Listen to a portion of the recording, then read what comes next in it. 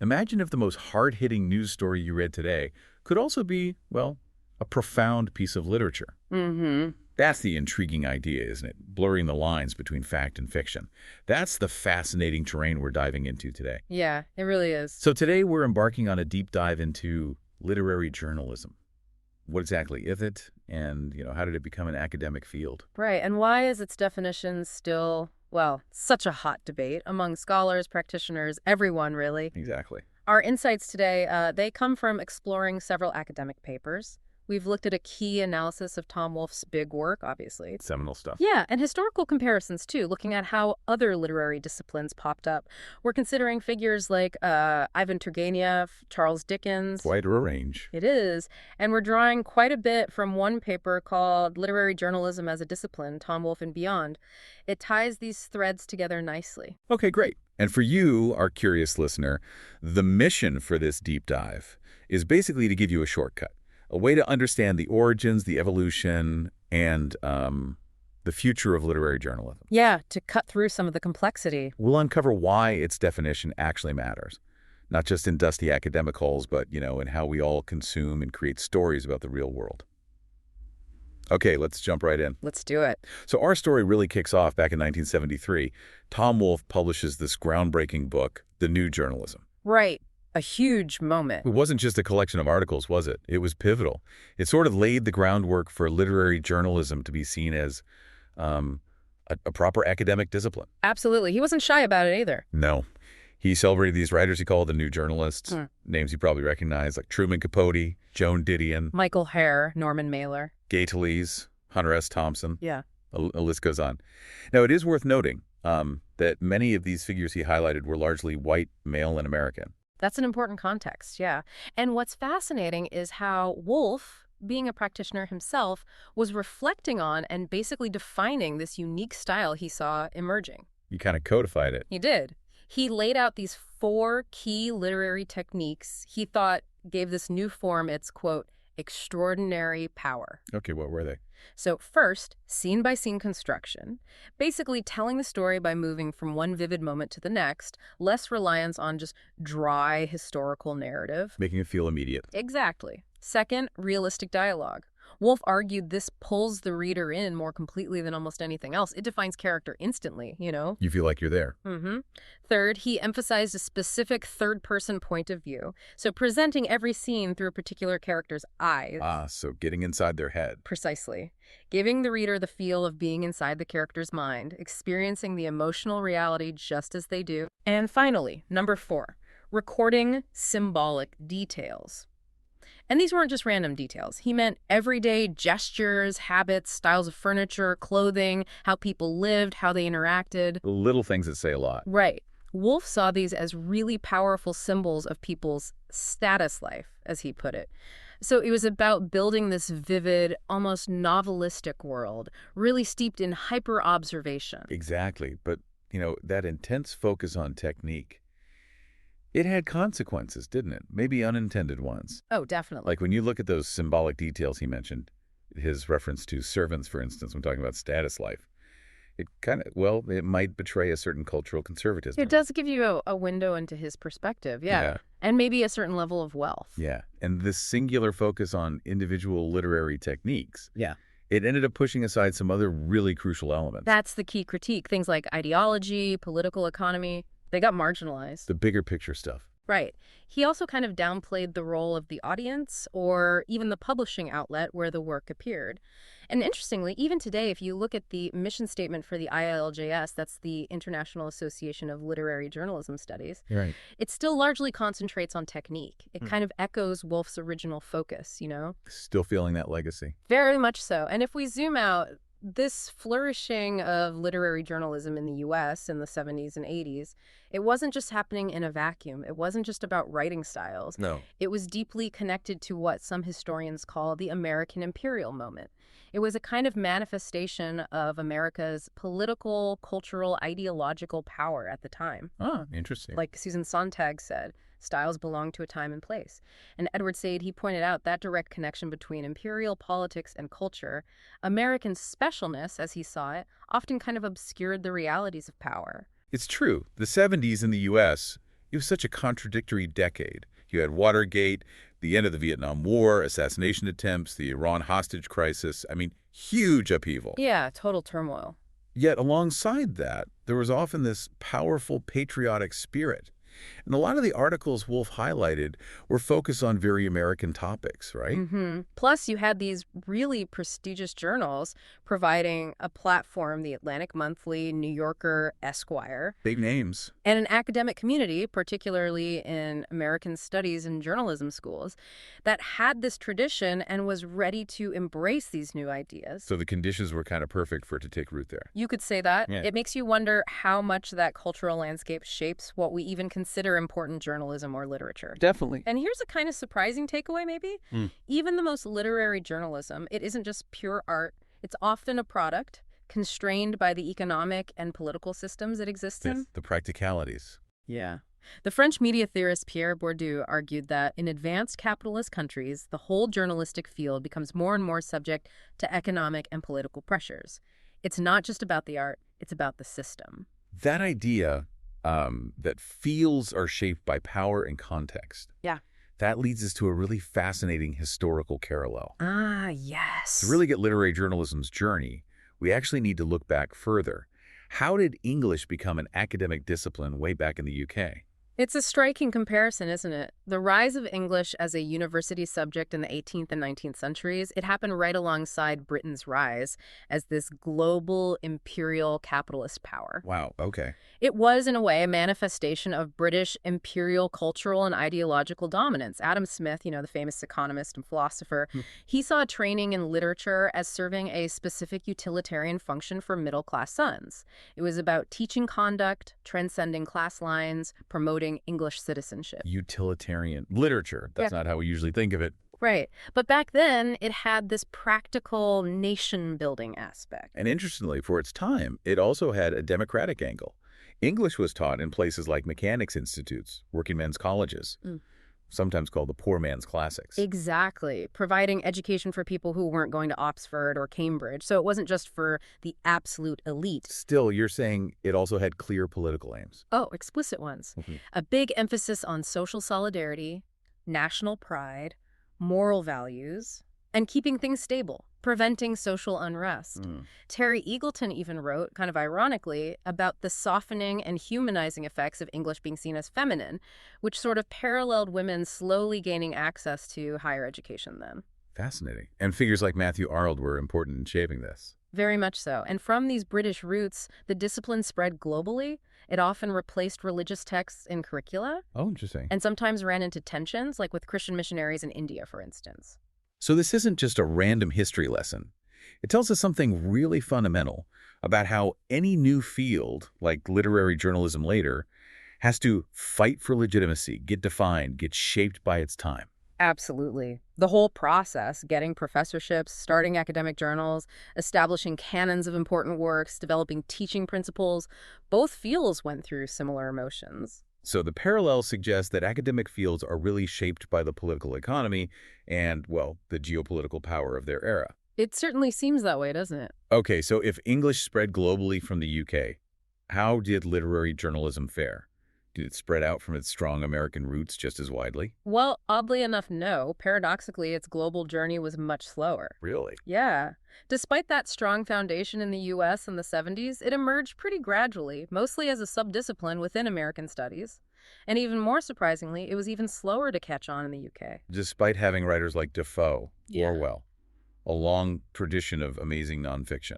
Exactly, a huge tradition. And in some places, like France, you still have professors saying flat out, it does not exist as a recognized discipline. Wow, but things have changed more recently. Definitely. The tide has turned. The big moment was probably the formation of the IILJS, the International Association of Literary Journalism Studies. That started at a conference in France in 2006. Okay. And around maybe 2010, 2011, it really started to feel like a, legitimate academic discipline on a more global scale. So what caused that shift? Well, interestingly, some scholars connect this recent shift to what they call the waning of the American empire. There's now a much stronger emphasis on breaking away from that old US-UK dominance. Ah, incorporating more global views. Precisely. If you look at literary journalism studies, the ILJS journal, now you see studies covering South Africa, Poland, Argentina, Russia, all over. Academic books are featuring authors and theorists from around the world much more. Okay, so it's growing, it's globalizing, but it still sounds like the field is wrestling with itself. You mentioned definition debates earlier. How messy is that, really? Oh, it's really messy. This is where it gets very interesting. Despite the global spread, you constantly hear literary journalism described as a messy term, a blur of hybrids. A blur of hybrids. Yeah, there's even talk of an internecine, obscure turf war over definitions. A turf war. Sounds serious. Well, maybe slightly dramatic phrasing, but yeah. People spend arguably too much time haggling over the exact terminology, what fits, what doesn't, when maybe the blur itself is actually the interesting part, something to be celebrated.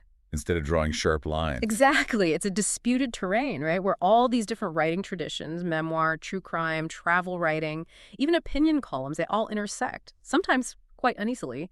And then you have newer terms popping up like creative nonfiction, slow journalism. They all jostle for space. And what's the cost of being so obsessed with these definitions? Yeah. Are we losing something? I think so. This obsession has arguably meant that literary journalism as a field has been slow to embrace potentially exciting perspectives from other fields, like politics, psychology, humor studies, gender and race studies, even things like computer studies. Think of the insights we might be missing. Right, so maybe looking beyond strict definitions is key. Can you give an example of what this broader literary approach might look like in practice? Sure. Think about Ivan Turgenev's 19th century collection, A Sportsman's Sketches. It's often described as literary journalism. Why? Because he depicted Russian peasant life with such incredible observational detail. Yeah. He blended this really lyrical description of nature poetic realism with sharp social commentary. And his narrative was detailed, non-judgmental. It actually documented social realities so powerfully it's credited with influencing the abolition of serfdom in Russia in 1861. Wow, journalism literally changing history. That's profound. Isn't it? His key elements were that direct observational basis, the social realism, the poetic realism, and this sort of detached, keen, non-judgmental narrator. Okay, that gives a sense of the depth. And bringing it back to Tom Wolfe. Didn't he admire Dickens? He did, deeply.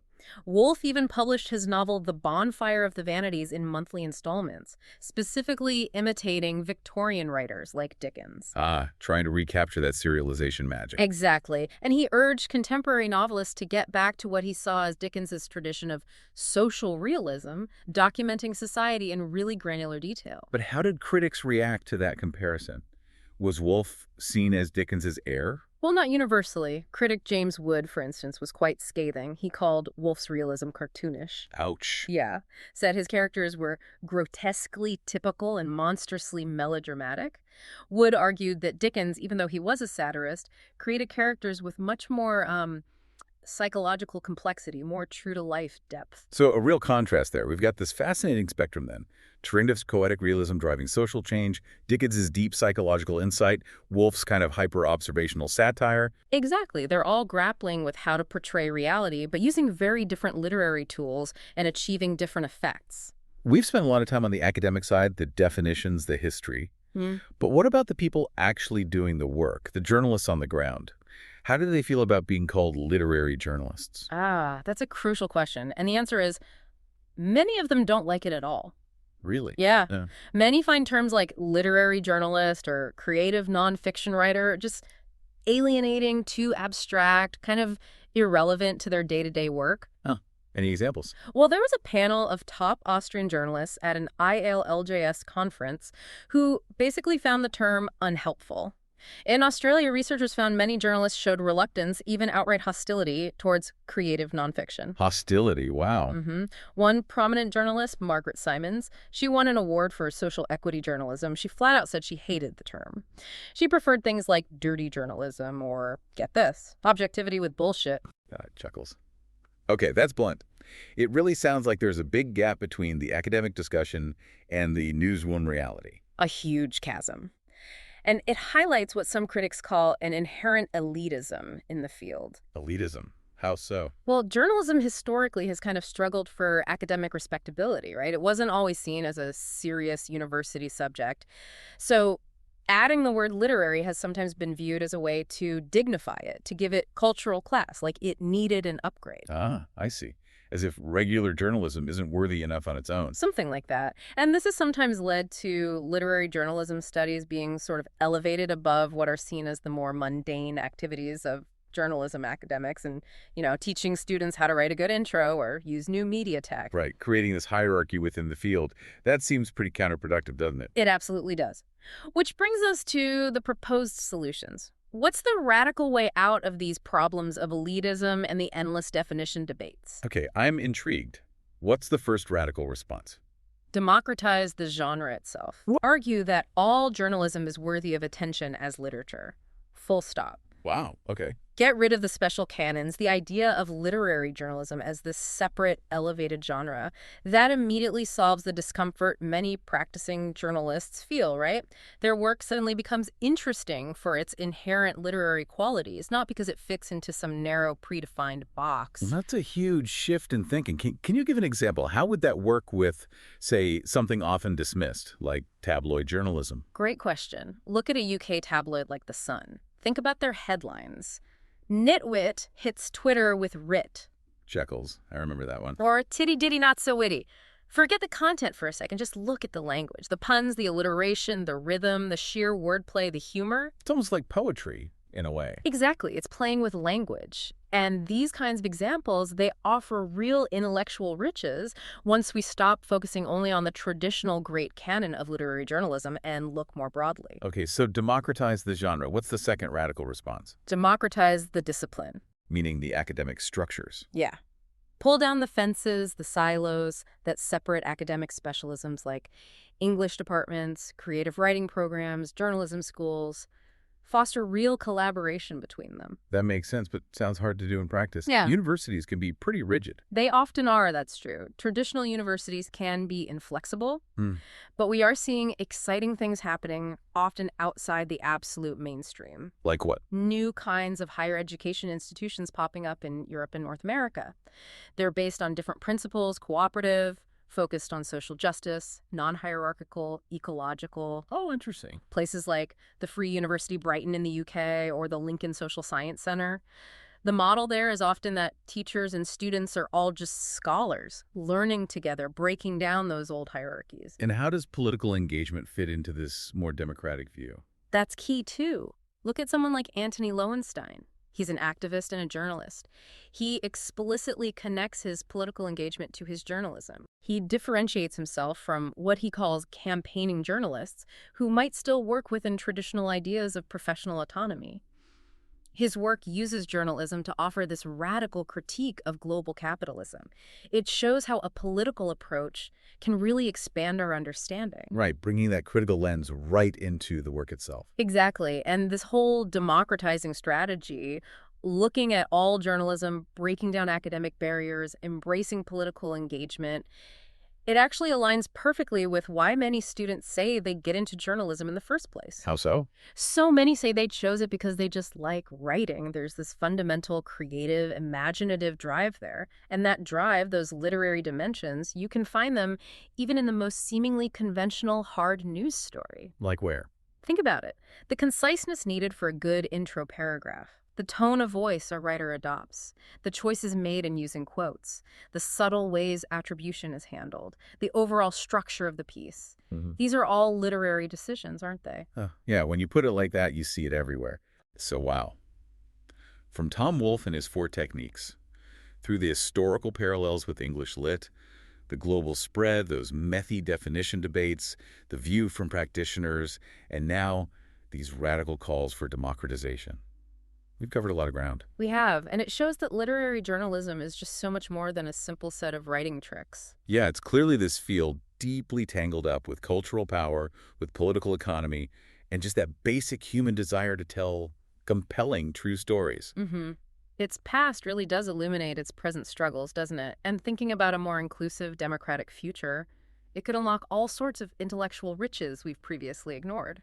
So what does this all mean for you listening right now? The reader, the consumer of information. Yeah. How might reframing things this way change how you look at the daily news? Or those headlines you scroll past, or even your favorite true crime podcast or book. Right. We invite you to consider that maybe every piece of journalism, no matter how seemingly mundane, might hold unexpected literary elements, little flashes of creativity worth noticing, worth celebrating. So what will you discover next?